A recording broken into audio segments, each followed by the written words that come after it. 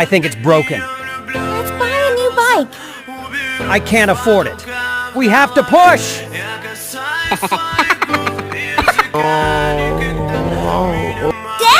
just buy a new bike. I can't buy it. I have no money.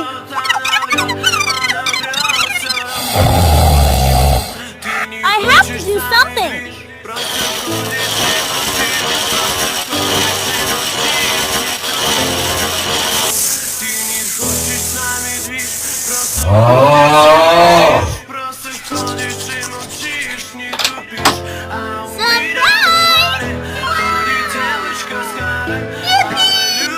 Thank you, son.